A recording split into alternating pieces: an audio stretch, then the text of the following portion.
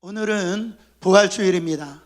우리 예수님께서 바로 이 사망의 문을 열어버리시고 다시 살아나신 날 부활절입니다. 초대교회 성도들은 늘 아침마다 인사할 때 예수가 다시 사셨습니다. 예수가 다시 사셨습니다. 그렇게 인사했습니다. 우리 옆에 분하고 다시 한 번 더 인사하실 때 예수 부활하셨습니다. 예수 부활하셨습니다. 자, 한 번 더 인사하실 때 나도 부활합니다. 당신도 부활합니다. 할렐루야. 부활절은 죽음이 패하고 바로 생명이 승리한 날입니다. 부활절은 바로 마귀가 패하고 예수께서 승리한 날입니다. 우리 주님 앞에 다시 한 번 더 영광 올려드립니다. 할렐루야. 우리 주님이 부활하셨습니다. 자, 모든 인간의 소원이자 이 인류의 이 소원이 있는데 그게 뭐냐면 바로 질병으로부터 자유하고 이 저주로부터 해방되어지고 바로 고난과 슬픔으로부터 자유해서 기쁨과 평강 가운데 행복하게 사는 것이 바로 인류의 소망입니다. 여러분, 그런데 질병, 저주, 고난 이 모든 것들을 다 모으고 모아서 이것을 한 말로, 한 단어로 축약한다면 그것이 죽음이라고 할 수 있어요. 그것의 끝판왕은 죽음이라 할 수가 있습니다. 여러분, 병이 두려운 이유가 뭘까요? 병이 걸려서 죽을까 봐. 가난이 무서운 게, 두려운 게 뭐예요? 바로 가난해서 죽을까 봐. 바로 우리 인생의 그 죽음으로 말미암아 삶이 이 두려움으로 얽매이게 되어지고 이 마귀의 이 저주, 어둠의 그림자의 그늘에서 살게 되더라는 거죠. 여러분, 지금도요 잘 관리하면은 70, 80, 아니 100세, 나아가서 120세까지 살더라고요. 다이어트도 잘하고 얼굴에 좋은 화장품 바르고 운동도 이렇게 잘하잖아요. 그러면은요 여러분, 좋은 거 잘 먹고 그러면은 이 노화를 미룰 수는 있어요. 그래서 요즘에 권사님들 보면은 40대 같아요. 너무 젊어 보여요. 그러니까 이 죽음을 좀 이 노화되는 거는 미룰 수가 있어요. 근데 여러분, 죽음에서는 벗어날 수가 없다라는 거예요. 생로병사, 병들고 이게 늙고 아프고 죽는 것이 인간 사이의 이치라는 거죠. 그래서 제가 예언을 하면은요 여러분들은 다 죽으세요. 여러분, 황당해하지 마세요. 다 죽으세요. 100% 죽습니다. 그래서 유명한 코미디언이 이런 말을 남겼어요. 사람 인생에서 확실한 게 두 가지가 있다. 세금을 내야 된다. 그리고 죽어야 된다. 여러분, 바로 우리가 세금과 이 죽음은 피할 수가 없다. 그런데 이 세금은요 교묘한 방법으로 어떻게 해서 세금을 제대로 안 내고 빠져나갈 수가 있을 수는 있지만 이 죽음은요 빠져나갈 길이 없다라는 거예요. 정말로 어느 누구도 피할 수 없는 것이 죽음이다. 여러분, 그래서 히브리서 2장 15절에 보니까 히브리서 기자가 정확하게 얘기합니다. 또 죽기를 무서워함으로 한평생 매어 종노릇하는 모든 자들을 놓아주려 하심이니. 모든 인생이요 두려워하는 게 있는데 어떤 두려움? 죽을까 봐. 그래서 두려움에는 뭐가 따르느냐? 형벌이 따르는데 그 형벌이 뭐냐면 두려움 자체가 형벌이에요. 그래서 여러분, 이 쥐새끼들이 있잖아요. 고양이를 만나면은 여러분 충분히 도망갈 수 있는 시간도 있고 그 다음에 공간도 있는데 그냥 얼어붙어요. 그러니까 근육이 경직돼 가지고 달아날 수가 있는데 막상 그런 위험이 딱 닥치면은 도망가지 못하는 거예요. 그냥 경직돼 버리는 거예요. 두려움 자체로 얼어버리는 거예요. 여러분, 그래서 어떻게 되냐면 죽음이 두렵고 고난과 이 고통이 두렵고 질병이 두려워. 그것으로 인해 가지고 두렵다 보니까 한평생 얼어붙어 가지고 종로도 타고 사는 거예요. 무슨 얘기냐면 종이 누굽니까? 아시다시피 이 종은, 노예는 주인의 뜻대로 살아가는 자들이 종이고 노예예요.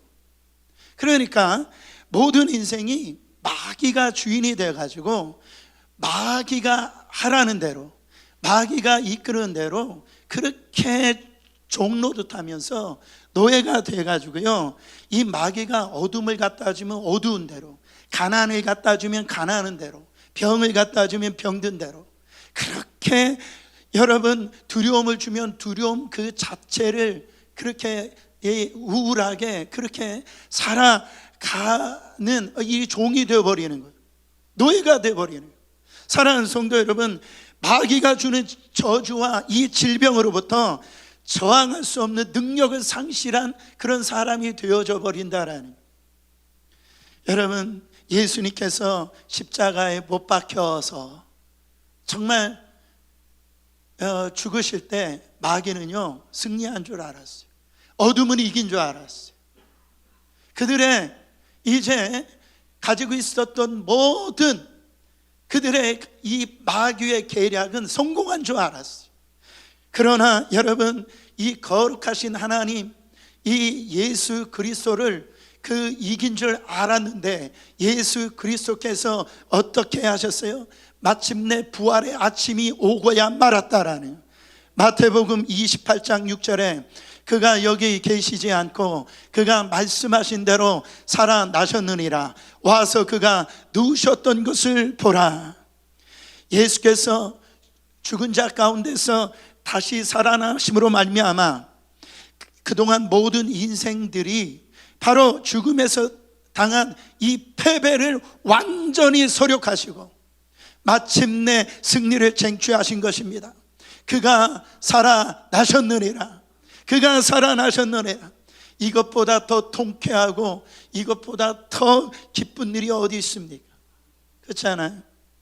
여러분, 우리가 이 기쁨이 잘 안 느껴지지만 지금 내 사랑하는 누군가가 다 죽은 줄 아는데 다시 살아났다라고 생각해 보세요. 아마 교회에다 헌금 많이 하실 겁니다. 너무 좋아가지고 아마 잔치를 벌이실 거예요. 그 살아난 대상자가 자기라고 한번 생각해 보세요. 아마 여러분, 오늘 하루하루가요 그냥 하루가 아닐 겁니다. 정말 하나님, 이 불어오는 바람조차도 하나님의 축복이고, 그냥 이 내 안에 살아가는 모든 이 삶이 정말 기쁨이고 행복일 겁니다. 한번 지옥을 가보면 안 됩니다. 우리는 지옥만큼은 가면 안 돼요. 우리는 영원한 생명을 우리가 예수 그리스도의 십자가의 죽으심과 부활을 통해서, 여러분 아까 영상을 봤던 것처럼 그 길이 열려버렸던 거예요. 하나님 앞에 나갈 길이 열려버린 거예요. 영생의 길이 열려버린 거예요. 오직 예수 그리스도를 통하여 그 생명이 우리 가운데 임하게 되어진 것입니다. 여러분, 참 세상 사람들 이렇게 보면은 돌아가셨을 때 이제 가면 언제 오나 이래요. 이제 가면 언제 오나. 왜 와요? 여기 왜 와요? 저 세상 갈 때 사람은 다 이 기진해가지고 진이 다 빠져가지고, 죄송합니다, 똥오줌 못 가려가지고 그렇게 다 해서 죽는 거거든요.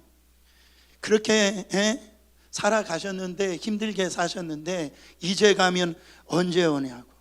여러분, 부자가 성경에 보면 지옥에 가가지고 아브라함에게 뭐라고 얘기합니까? 그 물 한 방울 나에게 달라라고. 그래가지고요 산 사람, 사람들이 꼭 물 떠놓더라고요. 저쪽에 간 사람들이 얼마나 이게 목마른지를 알아가지고 물 떠놔요. 예수 안 믿는 사람은 그렇게 물을 떠놓는다는. 근데 예수 믿는 사람들은 물 떠놓을 필요가 있어요, 없어요? 왜 여기까지 와가지고 수돗물 마시냐 말이에요. 제가 볼 때 그 영원한 천국에는 생명수가 그냥 사시사철 흐르는데 그 영생의 물을 마시고 있지, 여기 가서 물 떠놓고 그거 마시러 왜 오냐면, 사람들이요 참 말이 안 되는 행동을 많이 해요. 제가 이렇게 산소에 가보면 거기다가요 이 소주를 갖다 이렇게 뿌리는 걸 볼 수가 있어요. 죽은 사람 그거 받아 먹으라고. 여러분, 사람이 가만히 보면은요 이 안 되는 행동을 많이 한다고요. 예수님이 부활하셨단 말이에요. 예수가 부활하셨다라는 거. 저는 성도님들이 나쁜 의도든 좋은 의도든, 좋은 의도는 있을 수가 없죠. 그냥 입에 죽는다는 걸 입에 대고 사시는 분들이 있어요. 그럴 때 보면 굉장히 안타까워요. 예수 믿었는데 여전히 죽음에 대한 두려움, 그 죽고 싶다고 하는 말이 늘 입에서 나옵니다. 마귀는 여전히 그 예수 믿는 성도들일지라도 죽음의 공포, 죽음의 그 두려움, 우리를 가지고요 장난치는 거예요. 마귀가 장난치는 거예요. 언제까지 그렇게 살고 싶냐라는 거예요. 마귀에게 속아가지고 마귀가 주는 그 죽음에 대한 이 두려움을 가지고요 그 두려움 속에서 언제까지 그렇게 살겠냐라는 거예요. 여러분, 진짜 예수님 잘 믿어야 됩니다. 예수 잘 믿어야 돼요. 로마서 8장 37절에 그러나 이 모든 일에 우리를 사랑하시는 이로 말미암아 우리가 어떻게 이기느니라, 넉넉히 이기느니라. 그냥 적당히 이기는 게 아니에요. 넉넉히 충분하게 예수 그리스도를 통하여서, 예수 그리스도의 부활하심을 통해서 우리는 악한 마귀와 이 싸움에서 승리하고 살아갈 수 있다라는 거예요. 여러분, 참 우리가 살다 보면 예기치 않게 이렇게 꼬입니다. 뭔가 잘 될 듯 하는데 그 뜻대로 안 되고요, 예기치 않은 병이 오기도 하고 사업이 실패하기도 합니다. 그런 일들이 참 있어서 참 고단한 인생을 살고 계시는 성도님들이 그래요. 그러나 따라합니다. 잠깐이다. 잠깐이에요. 여러분, 좀 그래요. 우리는 보면은 전반전만 보는 것 같아요. 전반전만. 그 전반전만, 인생의 전반전만 보고 나는 죽었다, 난 끝났다, 그래 해가지고 절망하는 걸 볼 수가 있어요. 우리 안에 뭐가 있어요? 후반전이 있어요. 우리 한국 사람들은 다른 민족하고는 저도 일본하고는 치면 안 돼요. 전반전에 일본하고 축구 경기하는데 3대 0으로 지고 있어요. 끝난 거예요? 아니에요. 우리 나라에게는 후반전이 있어요. 저는 우리 나라를 위해서 지금 기도하고 있는데 우리나라의 후반전이 찾아온다. 저는 그렇게 기도하고 있어요. 하나님, 화가 복이 되게 하시고 저주가 축복이 되게 하여 주시옵소서. 지금까지 우리나라가 뭐가 있어서 잘 살았어요? 그렇지 않았어요. 하나님이 그 후반전을 허락하여 주셔서 후반전에 보니까 일본은 4대 3으로 이겼대요. 여러분, 우리 예수 그리스도가 이미 후반전을 다 치루어 주셨어요. 승리를 이미 우리 가운데 주셨다라는 거예요.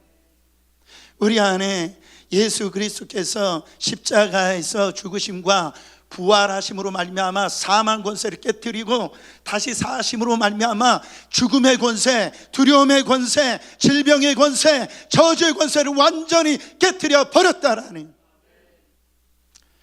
고린도전서 15장 57절에 우리 주 예수 그리스도로 말미암아 우리에게 뭐를 주시는? 승리를 주신 하나님께 감사하노니. 우리는 감사할 것밖에 없어요. 우리 하나님 앞에 찬양할 것밖에 없다라는 거죠. 우리는 이기고도 남은 자가 됐습니다. 왜 그래요? 부활하신 주님이 우리 안에 오늘도 함께 있기 때문이에요. 더 이상 죽음의 권세가 우리를 바로 매여 있게 할 수가 없다라는 거죠. 사랑하는 성도 여러분, 주님이 말씀하십니다. 내가 살았으니 너희도 살라라는 거예요. 부활의 첫 열매가 뭡니까? 예수님이 첫 번째 아담은 죄로 말미암아 이 사단의 권세로부터 졌어요. 그러나 두 번째 아담으로 오신 예수 그리스도는요, 이 사단의 이 결국은 사망을 갖다 주는데 예수님 어떻게 하셨습니까? 그분은 죄가 없으셨던 분이에요. 그러나 예수 믿는 자의 모든 죄를 짊어지시고 죄의 싹은 사망이라고 그랬어. 사망 안에 들어가 버리니까 예수 그리스도가 이 십자가를 통하여서 모든 인류의 대속, 죄를 다 속해 버리니까, 원래 그분은 죄가 없으신 분이니까 죄를 벗어버리니까 사망이 그를 가둘 수가 없었던 거예요. 사망의 문이 열려버리고 부활의 역사가 일어났다라는 거죠. 내가 살았으니 너희도 살라라고 주님이 말씀하고 있다라는, 승리를 보장받은 사람들은요 두려움에 사로잡히지 않는다라는 거예요. 주 예수 그리스도를 통해서 이 힘을 주신 주님께 감사하라는 거죠. 찬양하라는 거예요. 오늘 말씀 요한복음 11장 25절 26절 말씀 읽어보세요. 나는 부활이요 생명이니 나를 믿는 자는 죽어도 살겠고 무릇 살아서 나를 믿는 자는 영원히 죽지 아니하리니 이것을 내가 믿느냐? 우리 주님은 부활이세요. 우리 주님은 생명입니다. 할렐루야. 근데 여기에서 중요한 건 뭡니까? 나를 믿는 자는 이것을 네가 믿느냐? 여러분, 목사님, 예수님 부활하신 거 제가 아는데요. 여러분 진짜 아세요? 경찰관만 옆에 있어도요 우리의 삶이 다르게 삽니다. 다르게 살아요. 바로 여러분 사망 권세를 깨뜨리고 예수 그리스도가 우리 안에 거하신다는 거 진짜 알고 계세요? 여러분 알면서 끝나면 안 돼요. 믿어줘야 됩니다. 믿어줘야 되는. 왜 알고 있다라고 하면서 똑같은 죄를 그렇게 짓고 사냐 말이죠. 왜 알고 있다라고 하면서 그렇게 어둠 속에서 그렇게 우울하게 그렇게 실패 속에서 살아가고 있냐. 안다라고 하면서 왜 지금도 내 자아가 살아나가지고요 내 나오는 입에서 험한 말이 나오고 더러운 말이 나오고 음란 패설이 나오고 그런 삶을 사냐 말이죠. 보세요. 안 믿고 있는 거예요. 정말 복음의 능력을 믿고 있습니까? 예수 그리스도의 부활하심을 진짜 믿고 있어요? 정말 믿는데요 안 믿고 있다라는, 믿으면 그럴 수가 없다라는 거죠. 그냥 오늘 부활절 날, 부활절 알지. 그러나 이 부활절 날에 정말 우리 주님의 십자가와 이 부활을 진짜 믿고 있지 않는 거예요. 오늘 예배를 우리가 드리면서도 주님의 십자가와 그 부활을 안 믿으면 아무 소용이 없다라는 거예요. 누가복음 24장 11절에 보세요. 사도들은 누가요? 사도들은 저희 말이 허탄한 듯이 배어 믿지 아니하나. 이 마리아가 예수님이 부활하셨다는 말을 듣고요 사도들에게 가가지고 예수님이 부활하셨다라고 얘기를 했는데, 여러분 사도들이 이 부활하셨다라는 이 말을 듣고 허탄한 듯이 뭐예요? 말도 안 된다라는 거죠. 있을 수 없다라는 거죠. 누가요? 사도들이 믿지 아니했다라는 거예요. 여러분 자 보세요. 주는 그리스도시요 살아계신 하나님의 아들입니다. 이 고백했던 수제자 베드로도 그 말을 믿지를 않았다라는 거죠. 사랑하는 성도 여러분, 무덤에 갔다 시체가 없으니까요 기이 여겼다라고 그랬어요. 기이 여겼다라. 이상하다라는 거. 이거 신기한 일이 일어났네. 주님이 공생의 기간에 이미요 딱 말씀을 하셨어요. 거기에 여러분 예수님을 통해서 각종 기적과 이적을 다 경험한 사람들이에요. 가나 혼인잔치에서 물로 포도주로 바뀐 것을 시작으로 해가지고 7가지 이 기적과 이사를 다 경험한 사람이에요. 심지어 죽은 나사로가 죽은 지 나흘이나 돼가지고 시체의 냄새가 썩어가는 그 나사로야 나오라 그랬더니 이 동동 입은 채 이렇게 강시처럼 나온 걸 다 경험한 사람. 여러분 오병이요, 여러분 생각을 해보세요. 그거 가지고 그 벳세다 광야에 있었던 바로 이 장정마 5,000명을 먹는 그 기적을 다 경험한 사람들은, 풍랑과 바람을 잠잠케 하는 그 예수님을 다 경험했던 사람들이에요. 여러분 진짜 믿고 있었어요? 예수님이 십자가에 이제 달려 돌아갈 것이고 그 말씀 그대로 십자가에 달려 돌아가셨잖아요. 근데 사흘 만에 부활할 것이다라고 이미 다 말씀해 주셨다니까. 성경은 말씀대로 살아났다라고 그랬어요. 하나님이 다 말씀해 주셨다라니까. 그런데도 안 믿었다 이런 말. 허탄한 그런 일이 어떻게 일어날 수 있어? 여러분, 세상은요 예수님을 과학적으로 증명하라고 그렇게 얘기를 합니다. 그럴 수가 없죠. 어떻게 과학적으로 증명합니까? 세상 사람들은 예수님이 그 십자가에 죽으신 거, 부활하신 거 녹화본 내놓으라고 그렇게 얘기를 해. 그러면 내가 믿겠다라고. 그런 게 있을 수가 없죠. 2000년 전 일인데 어떻게 그런 게 남아 있어요. 그걸 내세울 수가 없죠.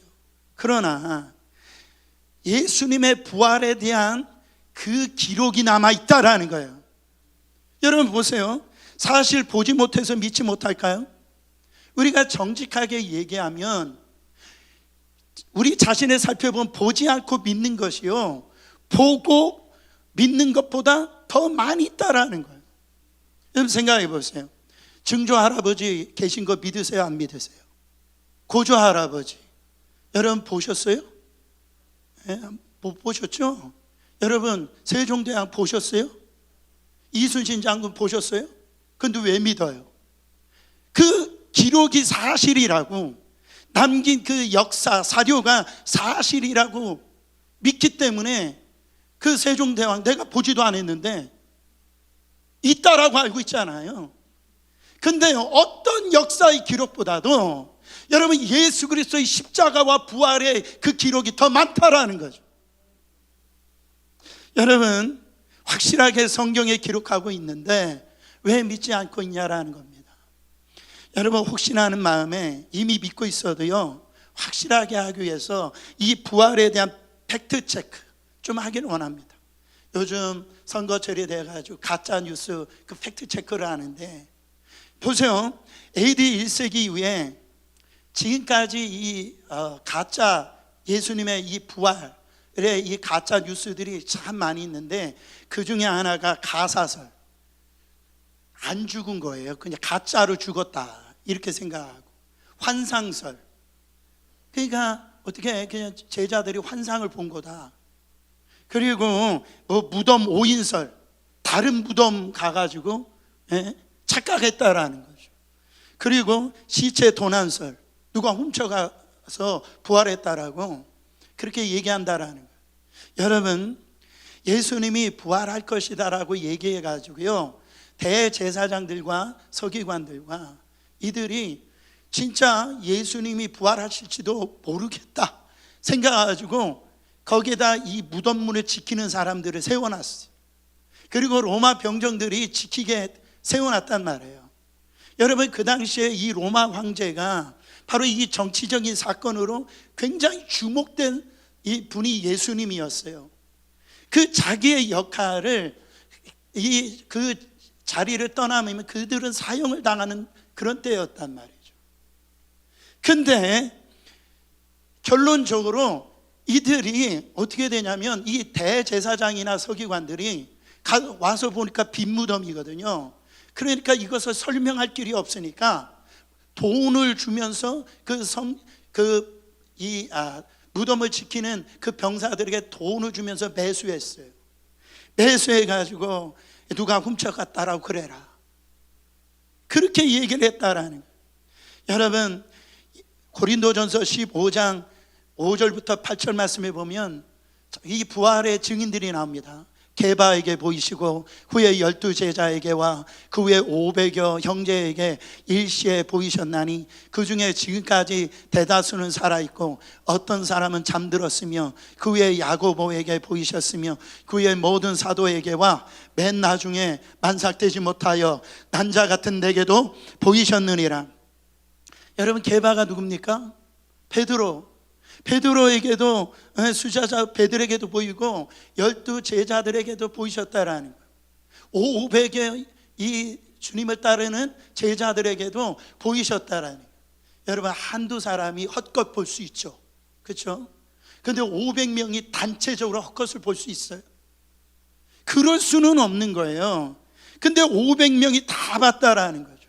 그리고 그들의 대다수가 지금 살아있다 얘기를 합니다. 여러분, 지금 그들이 살아있다라고 하는 말이 뭡니까? 부활의 증인이 살아있다? 예수님이 죽고 난 다음에 사복음서가 AD 60년, 70년 경에 이 사복음서가 쓰여졌는데, 그때 이 부활을 경험한 사람들이 살아있었다라는 거예요. 부활을 직접 목격한 사람들이 살아있었고, 나중에 만삭되지 못한 사도 바울도 다메섹 도상에서 예수를 비판하던 자가 아니었어요? 예수를 믿는 자들을 감옥에 잡으려던 그런 자 아니었습니까? 근데 부활하신 주님이 대낮에 바울아, 사울아, 사울아, 네가 나를 왜 핍박하느냐? 누구시니까? 네가 핍박하는 예수다. 예수는 이미 십자가에서 죽으신 후에요. 부활하신 주님을 사도 바울이 만났다. 여러분, 그 부활에 대한 증거가, 가장 큰 증거가 뭐냐면 따라합니다. 교회. 부활의 증거가 이 교회입니다.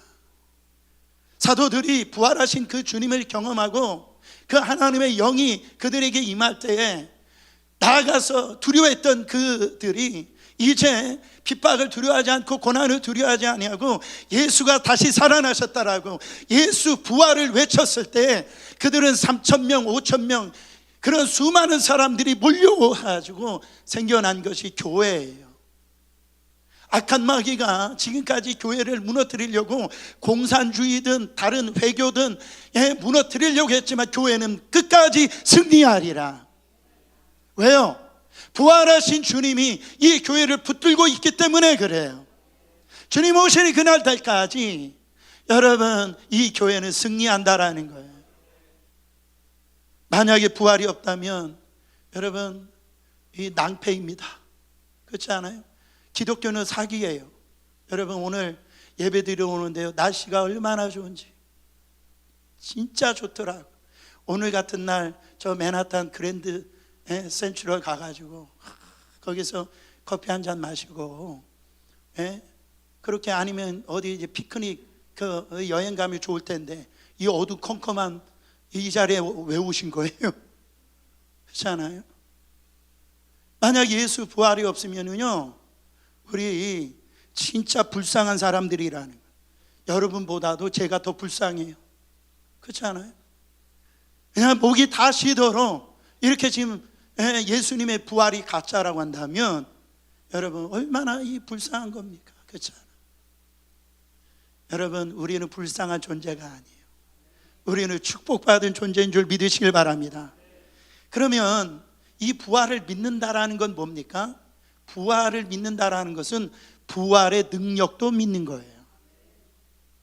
부활을 믿는다라고 하는 것은 부활의 능력도 믿는 거라는 거예요. 그것은 뭐냐면 그 부활하신 주님을 우리가 만나는 거죠. 그 부활하신 주님을 지금 예수 그리스도가 지금 살아계시다라고 하는 그 예수를 만나는 거죠.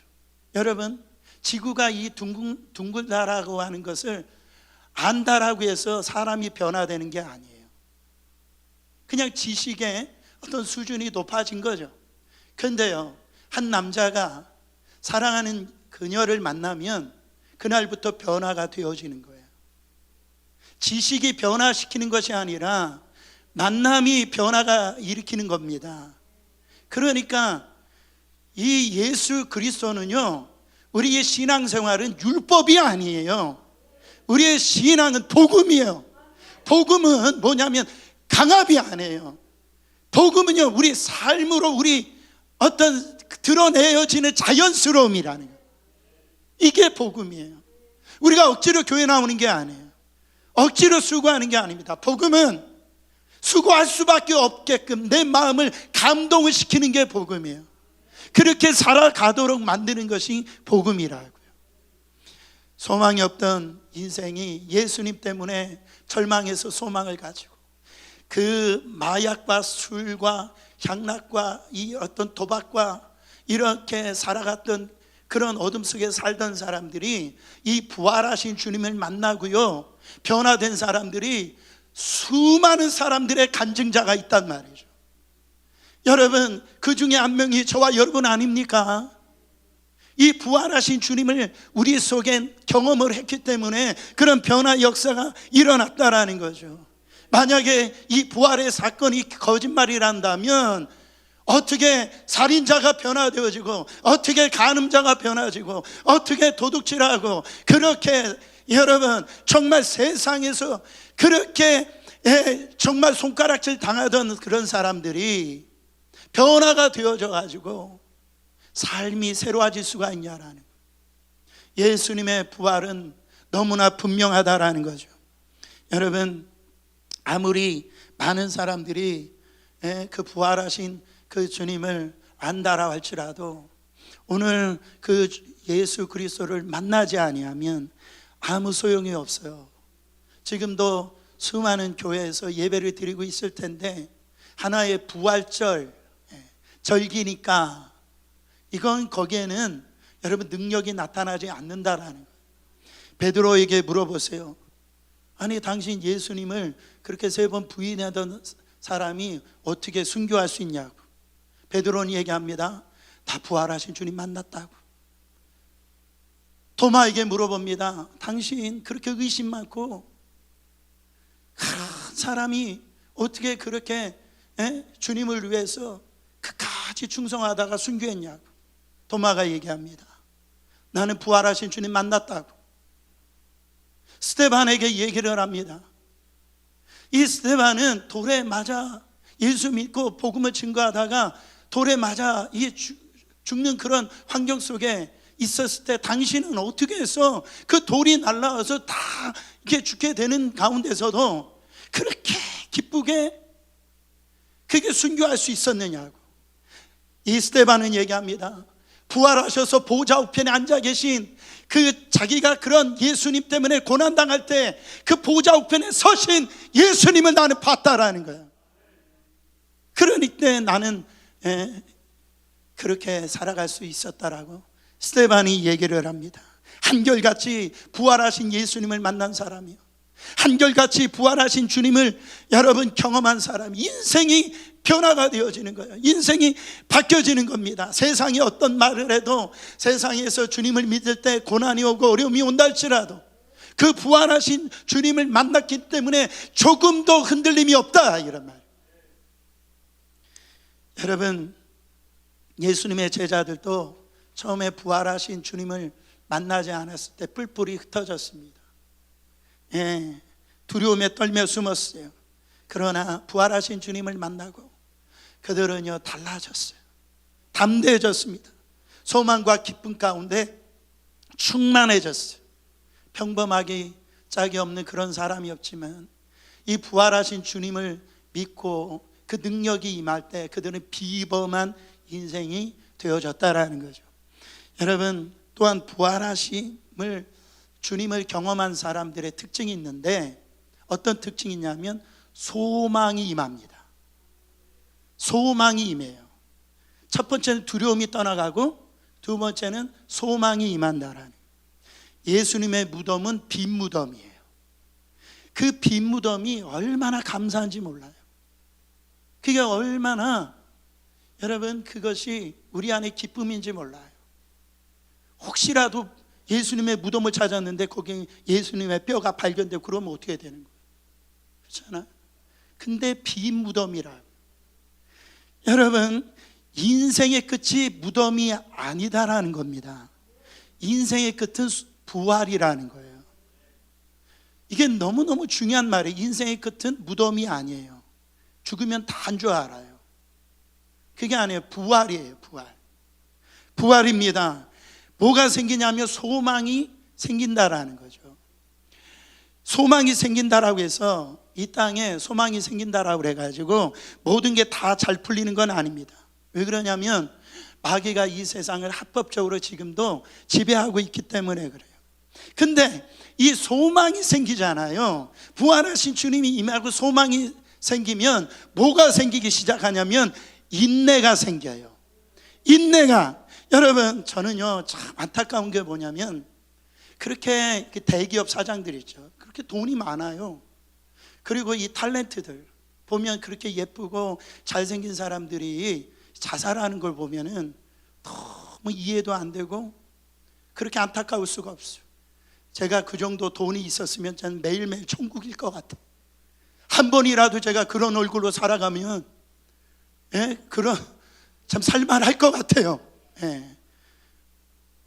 괜찮아요. 그래도 이 얼굴도 괜찮은데, 아니 그렇게 좋은 얼굴로, 예쁜 얼굴로 그 돈 많은 걸 가지고 왜 그 생명을 끊는지, 여러분 그러지 마세요. 여러분 뭐가 없어서 그래요?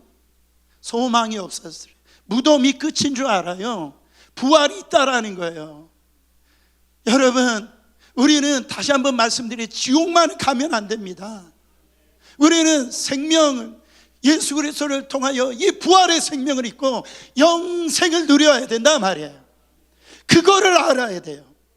그래야 소망이 생기는 겁니다. 여러분 어머니들, 우리 부모님들, 특히 이민자들, 여러분 늘상 말씀드리지만 그냥 아침 일찍 일어나서, 저는 그 뉴요커가 뭐 좋은 건 줄 알았어요. 와서 베이글 하나 먹고 커피 한 잔 마고요, 마시면서 일찍 그냥 셧다운 올리고 그렇게 해가지고서 그렇게 수고하고 그냥 늦게 그 셧다운 내리고요, 그냥 코피 나도록 일하는 이유가 뭡니까?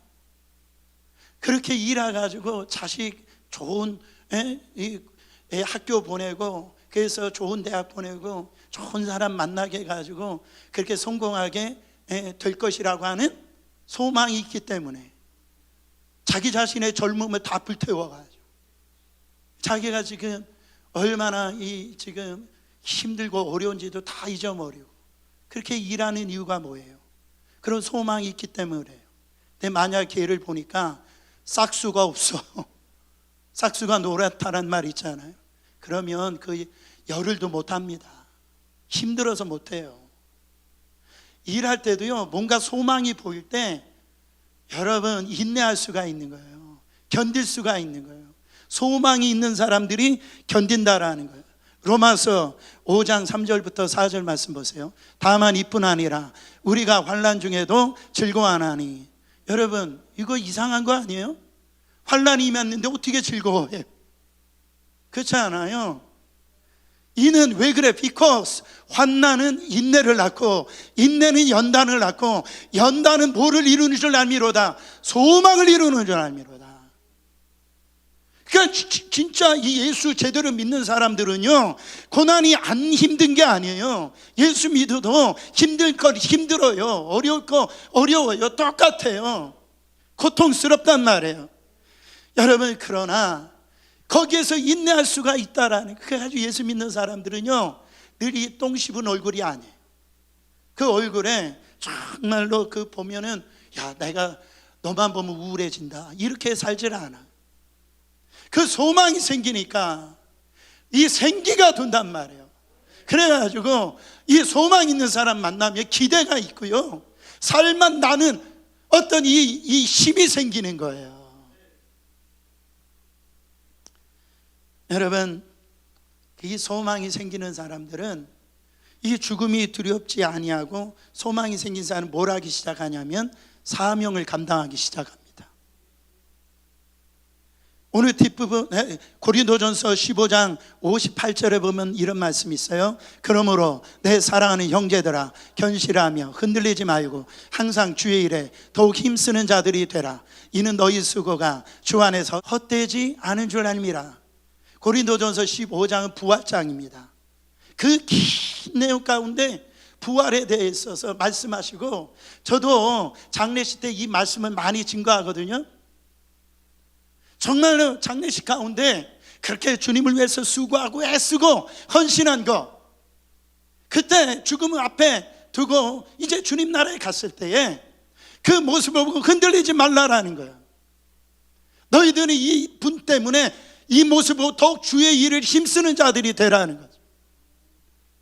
그렇잖아요. 어떤 분 보면 내가 저렇게 살아야지, 저 장로님처럼 저 권사님처럼 그 믿음 생활 잘하다가 천국 가야지. 할렐루야. 장례식이 그렇게 은혜스러울 수가 없어요. 내 어느 장례식 가면 썰렁해가지고 그렇게 살더니 있지. 이런 장례식이 되면 안 되잖아요. 여러분, 우리 안에 지난번에 제가 보니까 제가 아이돌 중에 아는 아이돌이 BTS 하나 압니다. BTS. 근데 그가 매니저인가 프로듀서인가 모르겠어요. 근데 막 펑펑 우는 거예요. 매니저도 울고 프로듀서인가 하여튼 이런 사람도 울어요. 왜 우냐 보니까 이들이 누가 알아주는 것도 아니에요. 누가 수고했다라고 해서 어떤 데서 이렇게 나오는 것도 아니에요. 숨어서. 근데 그들이 숨어서 열심히 수고해가지고 그렇게 해가지고 빌보드에서 1등 해가지고 그들의 수고가 헛되지 아니한 거예요. 수고가 헛되지 않은 거예요. 항상 주의 일에 힘쓰는 자들 되시기를 축원합니다. 여러분, 예수를 제대로 믿은 사람들은요, 내가 뭘 해야 되는지 정확한 답을 갖고 있어요. 여러분, 자신의 본질, 이 아이덴티티, 이 정체성을 깨달으면요, 자기에 맞는 행동을 하게 되어집니다. 목표가 뚜렷한 거예요. 내가 경찰이라고 하면은 경찰에 맞는 그런 행동을 하는 거예요. 제가 작년인가 재작년인가 이런 미디어에서 이걸 들은 적이 있는데, 어떤 식당에서 일어난 일입니다. 어떤 식당에 들어갔는데 한 분이 밥을 먹다가 갑자기 가슴을 쥐어짜고요, 쓰러지는 거예요. 근데 반대편에서 이 젊은 남자 여자가 밥을 먹고 있다가 이 쓰러져 있는 사람을 갖다가 심장 마사지를 막 해가지고요, 막 하는, 그래가지고 이 사람이 살아났어요. 그게 신문에 이렇게 나왔거든요. 그랬더니 이 두 사람이 누군지 봤더니 이제 이 사람들이 경찰인 거예요. 업무 시간이 아니어서 나와서 사복을 입고 있어서 경찰이 아닌 이 모습을 안 보이죠. 겉으로 볼 땐 경찰이 아닌 줄 아는데, 이들의 DNA가는 이 경찰이라고는 아이덴티티, 이 정체성이 있는 거예요. 그 사람이 지금 쓰러져 있으니까 저 사람은 내가 구해야 되겠다. 다른 사람은 하지 않는데 그렇게 심장 마사지를 하면서 그 수고와 애씀을 감당하는 거예요. 그 목적이 분명하니까 그렇게 해서 살리더라는 거죠. 여러분, 중요한 것은 우리 안에 이 부활하신 그 주님이 우리 안에 들어오면 소망이 생기는 거예요. 그저 살지 마세요. 부활하신 그 주님, 오늘 나에게 말씀하시는 그 음성이 있다라는 거예요. 그래서 우리는 이 부활하신 주님을 매일매일 경험을 해야 돼요. 삶의 현장에서 경험을 해야 됩니다. 이게 놀라운 축복이에요. 이거를 주님과 동행한다, 이런 표현을 씁니다. 주님과 함께한다. 부활은 죽음 이후에 그렇게 어떤 경험하게 된 막연한 어떤 종교가 아닙니다. 여러분, 부활은 현재적인 사건이에요. 우리의 삶에 실제가 되어야 된다라는 거죠. 여러분, 그래서 부활하신 주님이 오늘 우리와 함께 계시기 때문에 여러분, 우리가 운전하다가도 그 주님을 만날 수가 있어요. 우리가 설거지 하면서도, 우리가 직장에서 일을 하면서도, 우리가 가정에서도 우리의 삶에 이 살아계신 이 부활하신 그 주님과 우리가 함께하는 신앙이, 그게 아름다운 신앙이라는 거죠. 저는 가장 신앙생활에서 저주가 뭐냐, 이거를 늘상 말씀드리지만 이 신앙을 갖다가 정형화시키는 겁니다. 정형화라는 건 뭐냐면 예수님을 어느 장소에 가둬 버리는 거예요.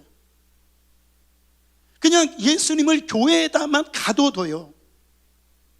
나의 삶의 현장, 나의 가정, 내가 이 몸담고 있는 이 세상 속에 예수님이 안 계신 것처럼, 그렇게 신앙생활하는 것이, 여러분, 이게 잘못된 신앙이라.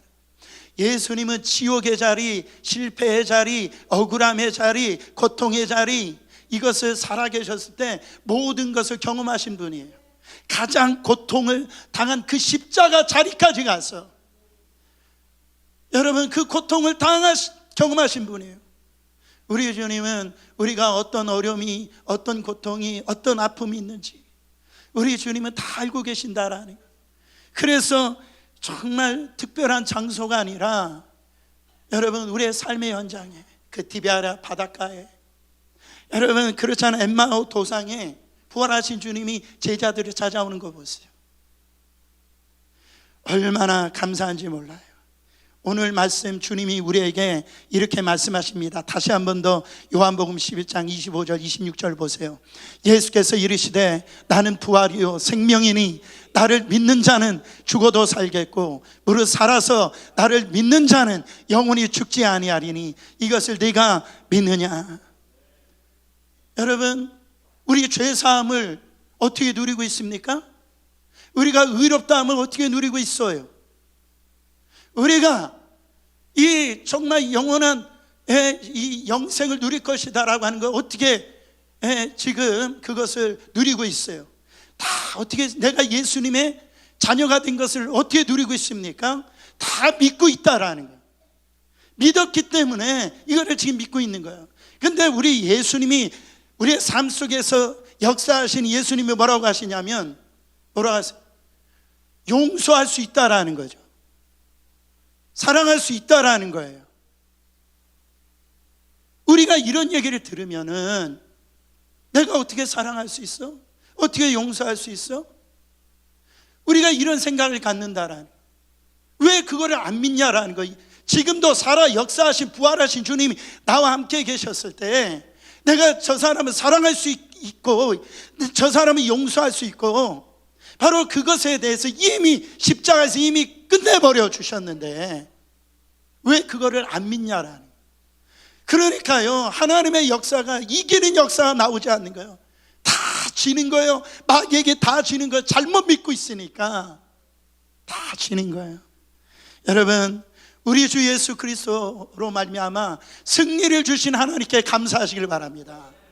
오늘 저는 여러분 부활하신 예수 그리스도로 말미암아 너는 예배 때만 승리하는 것이 아니야. 너는 집에 가서도 승리하고 아침만 승리하는 게 아니야. 점심에도 승리하고 저녁에도 승리하고 바로 너는 더 이상 근심 걱정 살 필요 없다라는 거예요. 더 이상 비참한 삶을 사는 것이 아니고 염려 근심하면서 사는 것이 아니고 이제 너의 삶은 승리할 수가 있다라는 거예요. 너를 통해서 영향력이 나타나고 너를 통해서 복을 받을 것이고 너를 통해서 너 자신만 살아날 뿐만 아니라 너 자신을 통해서 가정이 살아나고 교회가 살아나고 너를 내가 사용할 거라는 거예요. 이미 내가 그렇게 만들어 놨다라는 거예요. 함께 찬양하겠습니다.